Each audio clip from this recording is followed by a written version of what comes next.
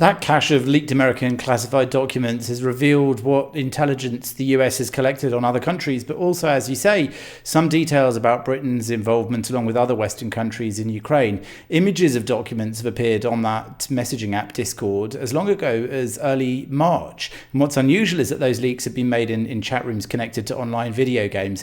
Most of the documents taking the form of photographs of originals, and some are typed up. Those documents mark top secret, contain military acronyms and timelines revealing information on the war in Ukraine, as well as on China and allies. Some repeat previous allegations that the National Security Agency eavesdrops on the conversation of allied state leaders, and others give up-to-date information about the war effort in Ukraine, confirming that the West has been contributing not just weaponry and funding, but also troops and special forces to Ukraine. More than half of the Western Special Forces personnel in Ukraine between February and March this year are revealed to have been British, according to these leaks.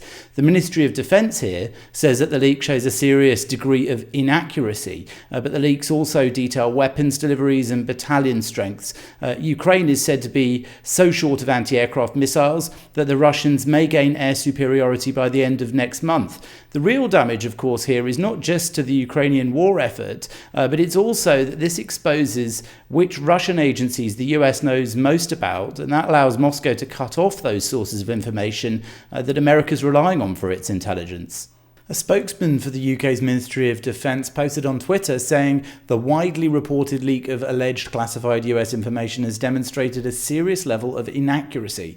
He went on to say that readers should be cautious about taking at face value the allegations that have the potential to spread disinformation. As well, Tobias Elwood, who chairs the Defence Select Committee here, said it'll come as no surprise that British Special Forces are doing much of the heavy lifting, as he put it, given Britain's long-established lead in scale and capability when it comes to elite forces. But he said that this deliberate large-scale disclosure of sensitive material could easily endanger lives and should prompt an urgent review of who has access to sensitive information and how it's shared. Reports now say that the leaked documents likely came from a 21-year-old National Guardsman at Fort Bragg named by the New York Times as Jack Teixeira. He is the leader of the Thug Shaker Central online private chat group. The Washington Post is reporting that the leaker has a history of racist and anti-Semitic action. A 20-year-old British student who goes by the name of Wow Mao online earlier denied being the origin of the leak in a video that he published. He's a British-Filipino YouTuber who's acknowledged that a server he ran on Discord was among the first places that the documents appeared online, which he said was hilarious.